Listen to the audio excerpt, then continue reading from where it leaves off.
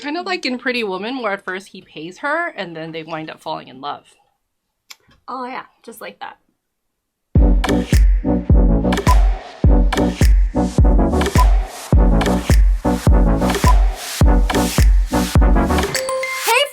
Welcome to Tori Talks TV. I'm Tori. And I'm Dr. S. And this is episode 41 of our show about shows.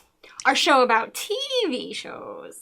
TV. Yeah. So let's start this episode, like we start every episode, with our segment called TV Tidbits.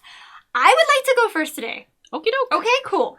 All right. So HBO has officially canceled one of the Game of Thrones prequels. Wow. Yeah, that was fast. That was fast.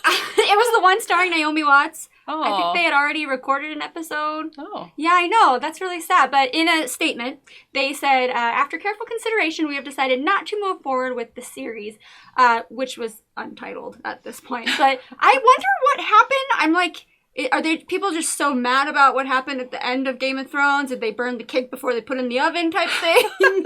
I'm not really sure. But there is good news. Okay. The other show that was in the making will be going forward. So that one is also set in the Game of Thrones universe, of course, and it's called House of the Dragon. Yes. So that is happening. It's going to be okay, everybody. So that show will focus on the history of the Targaryens, as laid out on author George R.R. Martin's recent book, Fire and Blood, Volume 1. Ooh. He's still writing.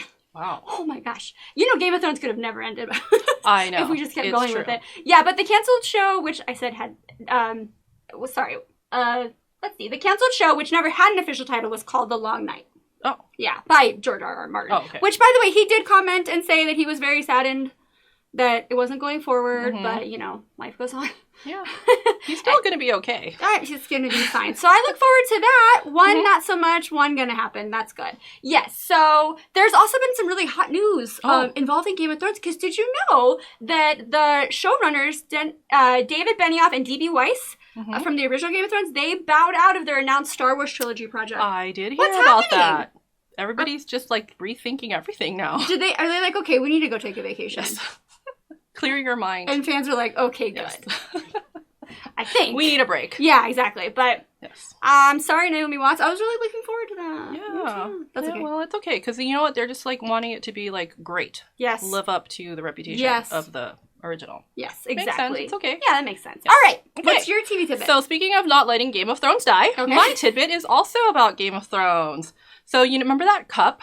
The coffee cup that was left on the table in the final season. Oh, there it is on the screen. So Emelia Clarke was on The Tonight Show with Jimmy Fallon just this week. I'm sure you saw it.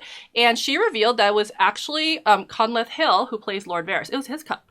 Oh, and he was going to let her take the flak for it because all eyes were pointing at her anyways. And he's like, I'm not going to admit to it.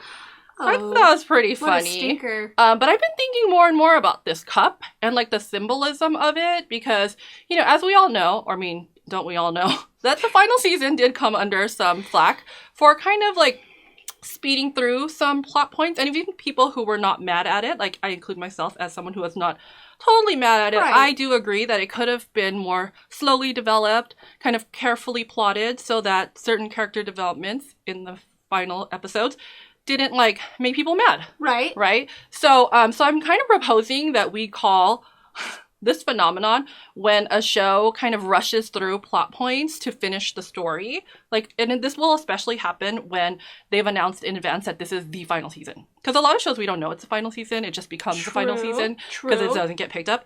I propose that we call it missing the cup.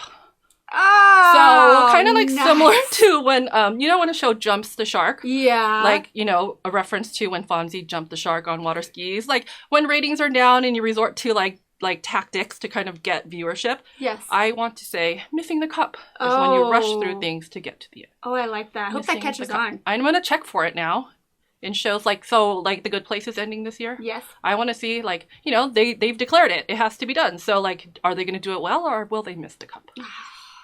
We'll find out. We will. Oh, I like that. That was really good. Thank you. Yeah, thank you. Okay, let's move on to another segment, which we're just going to resurrect. We're going to bring back called Sour Gripes. Oh, yeah. I have one today. Okay. I'm really passionate about it. I tried not to let this get to me, but it got to me. Dancing with the Stars has once again let me down. Oh. All right. So it started last season when Bobby Bones won. Mm-hmm. Even though he's not a good dancer. Not a good dancer. Well, we have another not a good dancer, and his name is Sean Spicy Spicer. Okay. He has a great attitude. He comes out. He knows he's not a good dancer. Bless his heart. Good for him, right? Mm-hmm. And he just has fun, and that's awesome. But he's still in the competition. How? I don't understand what's happening. They even kind of like switched up the format. So what they do is they announce the bottom two, and then it's up to the judges to vote who stays of the bottom two. Mm-hmm. Well, this bothered me too. This last week, it was down to Karamo Brown and Kate Flannery, who played Meredith on The Office. Oh, okay. I love them both. I love them both so much. But if I'm going to be real, and I'm sorry, I have a dancing background. Okay. So I think that Karamo should have stayed. And what happened was Carrie Ann Naba, she voted for Karamo to stay. Bruno Tonioli, he voted for Kate to stay. So it went down to the head judge, Len Goodman, to decide who's going to stay. Mm-hmm. I feel like he has a bias towards older people.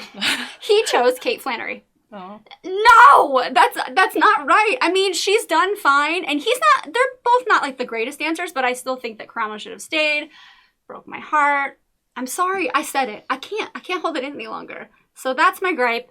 Dancing with the Stars, you still have some work to do. Yeah. Why are they voting for Sean Spicer? He actually said he knows he's not a good dancer. This is Dancing with the Stars.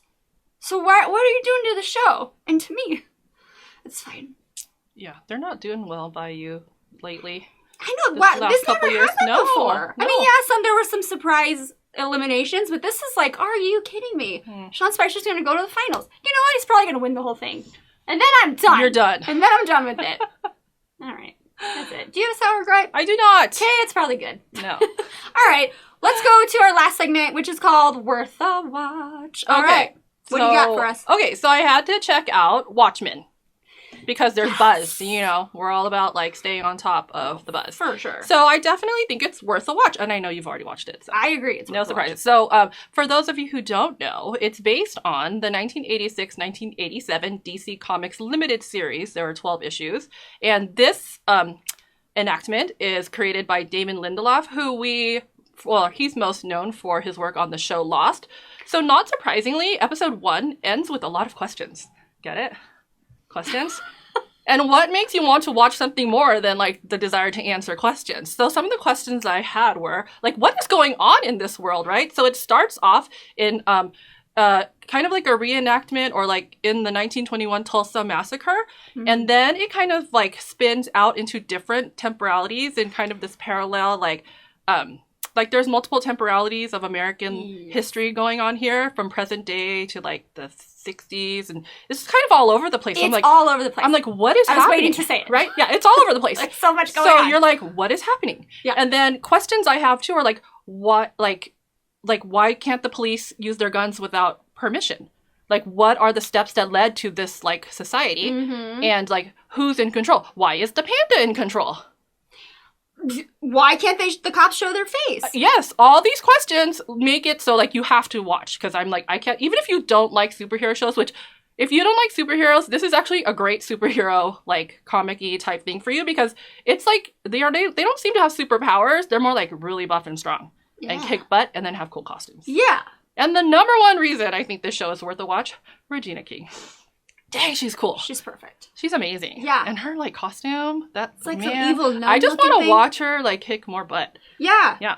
Well, you know, I thought after watching the first episode, I was like, okay, the second episode, surely they'll reveal more. No, just confuse me more. But it's all cool and good and visually, you know, appealing. Yes. So, like Lost. What is happening, though? We will not have a lot of questions answered, but more asked. And that's okay. And we'll still keep coming back for more, because... Oh, you know we will. That's the way it goes. It is really good, though. It's really intriguing. It is. Yeah. Yep. I co-sign that worth a watch. Cool. All right, my worth a watch. Let's see if you've seen it. Okay. It is called The Morning Show. It's an Apple original. I have not. There's so much buzz about it, though. You had talked about it before. Yes, so it stars the wonderful Jennifer Anniston, Reese Witherspoon, Steve Carell, and Billy Crudup.